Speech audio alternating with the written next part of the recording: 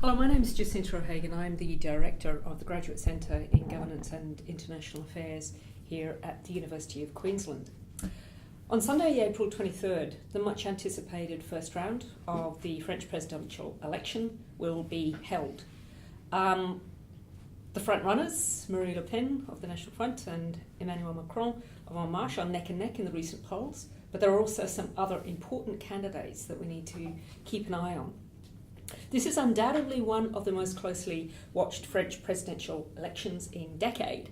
And it's interesting to ask the question about why is this and what are the implications of this election. So I've got with me today two close colleagues and expert speakers, both of whom are immersed in the details of European politics. And they're going to tell us a little bit about the election process, about the candidates, about the issues, and most importantly perhaps about the implications of this election for France, for Europe, and internationally as well perhaps. First, I've got Dr. Jean-Luc Durand, who's lectured extensively here in the School of Political Science and International Studies on international relations, foreign policy, European politics, and human rights. I'm also joined by Dr. Frank Moles, who is also a lecturer in the School of Political Science and International Studies and is an expert on European politics and also on political psychology. And Frank has recently published with Yolanda Yetin, or it's coming out, Frank? This month. The Wealth Paradox, Economic Prosperity and the Hardening of Attitudes, which is a very, very relevant text that is coming out, discussing some of the issues that are actually moving around, the issues that are being discussed in the French election. So let's get to it. Jean-Louis, can you tell us a little bit about exactly what will be happening on Sunday, help us understanding the French presidential electoral process? Well, I'll tell you what will happen on Sunday until Sunday evening, because that Sunday evening we will know who the two candidates who will then meet 2 weeks later in May the 8th, I think, on May the 8th, in the choice of the next president of France will be between those two candidates, the two leading candidates. At the present time, we have the two leading candidates are Emmanuel Macron. Emmanuel Macron is a young chicken. He's 39 years old, right? He's a former minister of the economy under the current president. And he has I'll tell you about his program later, but I just want to tell you the second more likely candidate to face Macron will be Le Pen, that is Marine Le Pen. Oops, I went too far. It's not Marine Le Pen, it's Marine, because Le Pen has nasty connotation, because Le Pen is his father founded the movement of the Front National, but it has, Le Pen himself has become hated in France, but now it's Marine, blue, that's sky blue, that's, Marine, free French, free France, free to the France to the French. That's her motto, if you want. Right now, she has decided in this last week to go back to the fundamentals of anti-immigration for anti-immigration's sake. So that is, her ultimate card, right? And it's a strong card given the current context in France, right? Her other motto is national priority, priorité nationale, right? That is France first. Let's make France, great again. And I mean, also one of the decision is to renege the jus soli, right? The proposition that any person born in France on French soil is French, right? It has been jus soli has existed since the French Revolution, right? The late 18th century. But now she wants to revise it, right? Now let's go back to Macron for a second, right? He presents himself as neither from the right nor from the left. So what's left is a center candidate, right? 39 years old, former minister of the economy. He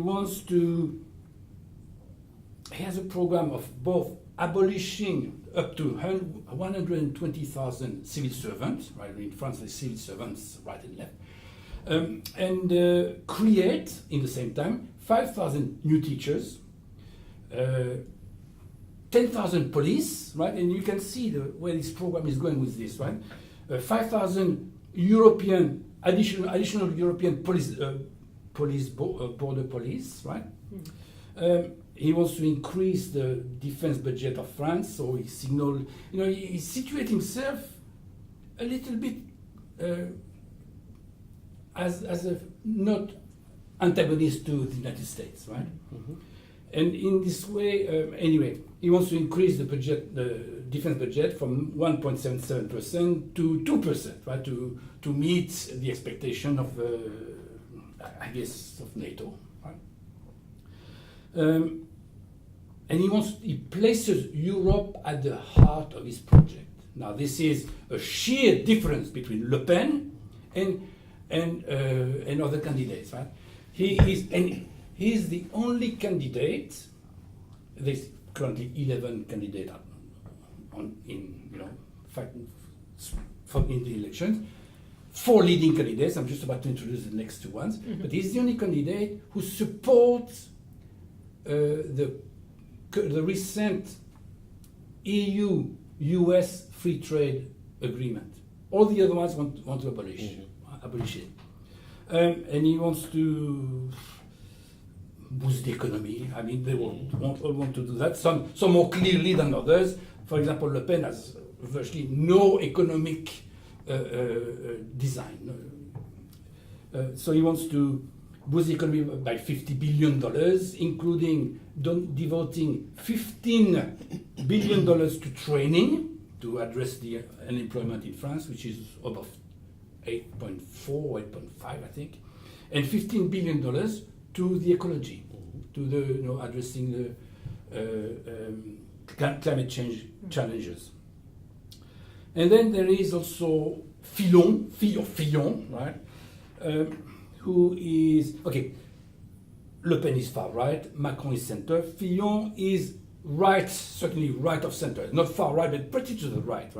And this Fillon, originally, it was clear that it would be, having been selected in the French, his party is Les Républicains, which is,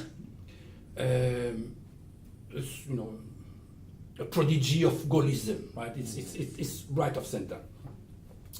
And there was a primary, and the primary was between Alain Juppé, the former prime minister, former foreign minister, and Fillon himself, a former prime minister.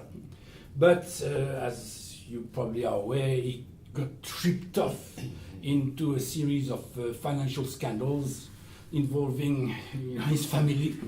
And whereas he was thought to be the one to oppose, to be in line for the second round, is unlikely to be, very unlikely to be. But there is also a fourth horse, a dark horse, and this dark horse is, let me just tell you, Le Pen currently 23%. No, Macron 23%, Le Pen 22%, Fillon 18%, and this dark horse is catching up. Yeah, I mean, if I was a betting person, I would say, but he's not a horse anyway. So, it's the peloton. 17.5%. He has been presented on Austrian TV as communist. And who is this? Thank you very much. It's Jean-Luc Mélenchon, a former Minister of Education and the current President of the foreign. He's former Education Minister. He was a member of the Socialist Party since until 2008. Socialist Party, which is left of center. And in 2008, he decided to create a new party called le Front de Gauche, left front, right? And he has a very radical program. He promises universal sufficient income, universal income for all of France. He wants to he promised, or he's engaged in having, should he be elected president of the Republic, by 2050, 100% renewable energy in France. He is anti-nuclear, as you would expect from, He wants to rewrite the constitution, having proposed now a sixth constitution. France constitution, the current French constitution is the fifth constitution that is that rules French politics since 1958. Mm-hmm. He wants to write a new constitution to including proportional representation. But the thing that's touching your interest, he wants to reform, change the EU, or quit it, right? Mm-hmm. Whereas Le Pen wants to commit that decision to referendum. No, and Macron wants to stay for the EU, so is Fillon to a large extent. But Mélenchon wants to. He likes the idea of Europe, but not as it exists, because he thinks Europe is way too liberal, way too liberal. I think I'm not going to. That's fantastic. So we've got 11 candidates, but really 4 are the key candidates that we need to keep an eye on, and they range really from Marine Le Pen on the right to a Bernie Sanders type character. On the left, which is really fascinating. And some of the key issues that seem to be coming through this are really interesting issues of immigration and citizenship with Le Pen's position, issues of unemployment and the economy, and I think that sort of phrase of making France great again is a really interesting one. The environment, and it looks as if the environment is an important issue for a number of the candidates. And good old protectionism. Yes, and the relationship with Europe and with the European Union, and that seems to be a key issue, a key plank that each of the candidates have a position on. So I'm sort of wondering... if you don't mind, I'm going to ask one last thing, is the relationship with Russia. Le Pen, Macron and Mélenchon are for a closer rapprochement with Russia. Right? So even Mélenchon? Did you say Macron? No, that's Le Pen, Fillon and Mélenchon. Macron is the only one among the 11 candidates who wants a firmer stance against Russia. Okay. So in other words, because we know that Le Pen is friendly, in inverted commas, with Vladimir Putin, maybe the other ones who trail behind want to score a few points by saying, well, Vladimir Putin is not that, he can be, he's a friend of ours, right? In order to gain some of Le Pen supporters. Macron is the only one who take a stand firmer against Russia. So just briefly, Jean-Louis, what's interesting here is, are these sort of candidates and are these issues representing something new in French politics, or do you think they reflect debates that have been going on for a long time? Is there anything kind of really different about these debates and these issues? Well, Cindy, welcome to 2017. It's a new world. We have Donald Trump, we have Vladimir Putin, we have Brexit, and we have the election in France at this very pregnant moment, right? Of course, it's different. Of course, it's where will France go? Where will France go? On which side of it is an extremely uncertain period, and that period of uncertainty, if I may, right, will not be resolved by the election of the French president. That's stage one. Let's say that either Le Pen, but more likely Macron, because president of the French Republic, he appoints a prime minister. Next month, the following month, in June, we have parliamentary election. 577 deputies, right, parliamentaries, representative, right, have to be elected. Now, the prime minister that the French president will have appointed must have the support of the chamber. Otherwise, but maybe I'll revisit this a bit later. The issue of cohabitation. What do you think, Jacinta? Yeah, maybe we could come back to that when we talk about what the fallout of the implications are of the campaign, because that sounds very interesting, the complexities of French politics there. But maybe I'd like to bring Frank in here. Jean-Louis has told us really that we're in a very complex election and we're at a critical juncture in French politics, that the issues are, well, the context is something very dramatic and very different. So I was sort of wondering how you feel that what's going on in France reflects or speaks to trends that we're seeing elsewhere in Europe or internationally. Well, I think that explains the interest that the wider world has in the French elections. I think it wouldn't have had the similar levels of interest, I think, had it not been for Brexit and Trump. Likewise, the Dutch elections, which were merely a month ago, were all of a sudden of interest to everyone in the wider world. Why? Because it was seen as the potential bellwether for what's going to happen with global populism. And even though the experts said, well, don't have your hopes too high that this is going to tell you much, because it's a very different system. Like in France, you have you have a coalition government, so you don't have a winner-takes-it-all system. So there was never ever going to be a moment where Geert Wilders' BBV party would have swooped in and gotten government. So people who knew the system were not as interested in the findings for that particular reason, but that's of course the reason why the wider world was actually interested. So people try to read into this, is this a consolidation or a dampening of enthusiasm for populism? And I think it was somewhat of a, if I may say it cautiously, it was a dampening of enthusiasm by, yes, Geert Wilders and his party got 5 more seats than he used to have, but it wasn't the landslide victory or increase that he was hoping for, or that people feared or hoped for. France is a bit similar, I think. People are looking at it as the potential bellwether. Are we going to see a consolidation of populism in the form of Le Pen? But of course, Le Pen has no chance of winning the second round and therefore will never ever be president. So in that sense, we already know sort of what the outcome is in that big picture sense. But there are other things in the mix, as you hear Jean-Louis talk about the different characters and the programs. There's some interesting micro-level things going on here, I think. Particularly if we realize that Euroscepticism in France has typically been very strong at the left rather than on the right. So French Euroscepticism is often more associated with neo-Marxism and radical left, which is also interesting because it feeds into Macron's chances too, as opposed to Le Pen, of course, Marine, I should say. Marine had a monopoly on Euroscepticism in some sense. So you're either a Eurosceptic and therefore also flirting with xenophobic and other kinds of nasty aspects. So now there's an alternative choice that Eurosceptics can vote for. But it's, if I understand you correctly, it's Macron who is most outspoken against the European Union. Is that what? No.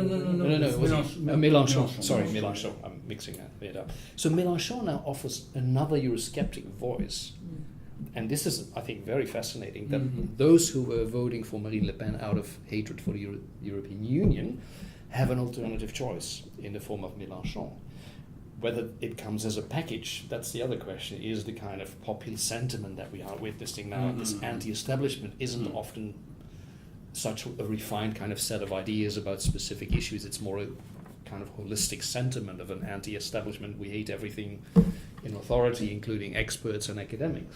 So I think it's going to be interesting how that plays out, how whether some of that Euroscepticism is now channeled to Mélenchon instead of Le Pen.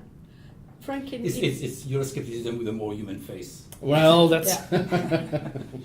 So Frank, for different reasons. In your recent work, you've been looking very carefully at the sources of populism and throwing up some questions for the way in which we understand the support base for a character such as Marine Le Pen.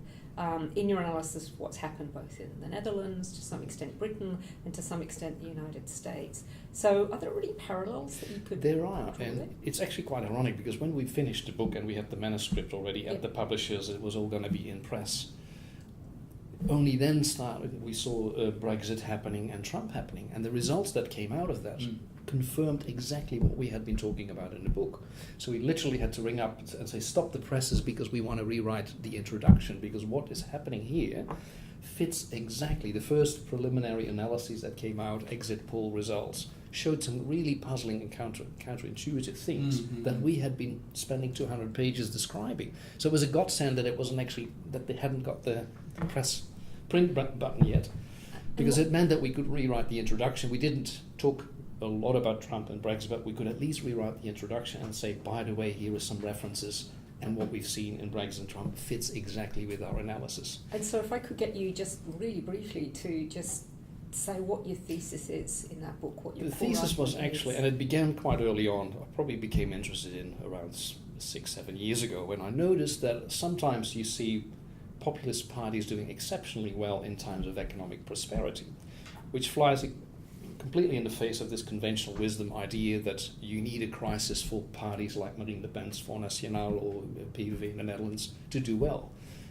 I actually stumbled on one particular case, which was my own country, the Netherlands, and became curious whether this was something that you could see more broadly. So I started looking at France and Austria and Belgium and Switzerland, only to find about a sample size of 10 more or less randomly selected countries where you have quite powerful populist parties, and found no correlation whatsoever between the economic conditions of a country measured by GDP per capita or unemployment levels. In fact, if you trend those in a graph, and you see the points in time at which these parties thrive and do well, there is literally no correlation between that at all. So that was puzzling enough, and Yolanda Yetten and myself said, well, this is so fascinating, this calls for more attention, so we put it into an ASC Discovery grant. We got $170,000 to do all this research properly. The next question, of course, was then, if it's not correlating with economic crisis and boom times, if that's completely gone, then we also have to reconsider the assumption about it's the working class man and woman, the low educated working class men and women who are particularly interested in populism. And of course we are bombarded with media commentary that peddles that assumption. I can't turn on the TV every day. We saw it in the lead up to the US presidential election, the constant talk about the Rust Belt states, the working class man, the losers of globalization, left behind, blah, blah, blah, which, by the way, is probably also quite left-leaning bias that we might be talking about here. So when we started looking at who are actually these populist voters, we see really paradoxical trends, namely that the average PVV voter, already data show that as early as 2010, is actually earning more than average, not less than average. We see that the Trump assumption of this is the losers of globalization, the Rust Belt states up north, is also not borne out by the exit polls. In fact, the Trump voters are now proven to be more likely to be secure in jobs, to equally likely to have a college education, to earn more than average, and to be less likely to be affected by globalization. So all this research is now coming out only very recently. And these were the kinds of articles that we could incorporate very briefly in our introduction, say, well, here it is again. What we've seen is a really counterintuitive trend. So on both counts, there's no such thing as an automatic link between populism, the fate of populism, and economic crisis. That is a very clear assumption that's not borne out by the fact. The other one, who votes for populist parties, is a bit more of a complex story. So what we have to be careful here is to say that it's people with above average level. It's actually more a combined contingent of indeed lower SES, low income earners, uneducated. That is certainly still there, but it's added on to that is a middle class, a lower middle class group that is oftentimes as big, if not slightly bigger, than the working class group. So you can call it a bimodal support model, where you have two modes, two types of people are drawn to these parties, but the media and the conventional accounts only paid attention to one. Yes. And with our research, we saw two modes, two bumps on. I jokingly say it's the camel or what's the other? The camel or the camel. There's two types of camel. One with one hump and dromedary. two humps. Two. A dromedary. So we've mistaken a dromedary for a camel, or the other way around. I can't remember. And this was the reason why I was daring enough to say, well, I'm going to predict a Trump victory because I see another animal than others. Because I can see this middle class, the lower middle class category, equally interested. And I'll stop in a minute, but whenever I speak to Americans, I've got a few American postgraduate students, and I tell them about this, their initial reaction is also always a bit like, what are you talking about? This. The more they think about it, within typically 5 or 10 minutes ago, oh yeah, my uncle is actually an ardent Trump fan. He owns a ranch with 2 houses and horses and whatnot. So sometimes once you see, I call it the research that once you've seen it, you can't unsee it. So this raises, if we just sort of move to that sort of Mhm. final component of our discussion here about the implications, not only of the results, but possibly also of the campaign itself and what it might be suggesting for France and for broader international trends. Jean-Louis, do you want to comment on that? Well, I must say that France has me very worried all of a sudden because, but so should I, because of the unpredictability of the US election results, Brexit. If I had to, bet on my prediction, I would be bankrupt 10 times over. Now, so we're going to have our election. The second round of the election is on May the 7th, at which time the current president, François Hollande, will have 10 days to pass his over to the new president, right? Which takes us, let's say, May the 17th. Within 1 month, or even 3 weeks later, we have in France parliamentary elections. Now, 2 rounds, first past the post. Right? So the first two who are going for represent for the House of Rep in France, right, la Chambre des députés, face each other. As it could be a 3-way run or even a 4-way run if any candidates beyond those two has above 12.5% can also enter the fray. Now, why is it important? Is because the president and his prime minister need a majority to get the policies through, to put their political platform in practice. Right? But the condition is to have the support of the parliament. The prime minister must engage the whole government immediately after, as soon as possible, as soon as the House of Rep is decided. So the prime minister, appointed by the president, chooses his ministers and faces the parliament, the new parliament. The prime minister, to be maintained as the one that the president has chosen, must have at least 289 votes. Current trends put Le Pen party, the Front National, at 291 votes. In other words, Le Pen could have an absolute majority and could rule, or if not rule, could create impediment after impediment to the conduct of French politics. Now, is that precedented scenario like this? Oh yes, it is. It has. This phenomenon is known as cohabitation, when the French president must then appoint a prime minister that will have the support of the parliament. So can you imagine a French prime minister, a French president, let's say Macron, right, appointing a Front National prime minister? Where do we go? Yeah. So this is interesting, Jean-Louis. It's very important that we need to look not only at what happens with the presidential elections, but what is happening subsequently in the parliamentary elections. Yeah. And this is, maybe I might just turn to you, Frank, finally, to sort of think about, in this case, we could get, even if Marine Le Pen does not actually achieve the presidency, we could see a much stronger performance by the Front National. And then just maybe finally about what might the implications of that be politically if we saw something like that happening, the fallout of that campaign. I'd be interested in your reflections. There's a couple of things here. I think one thing to note here is that a lot of times you hear commentators say, oh, thank goodness we have the Westminster system, or this is endemic to this.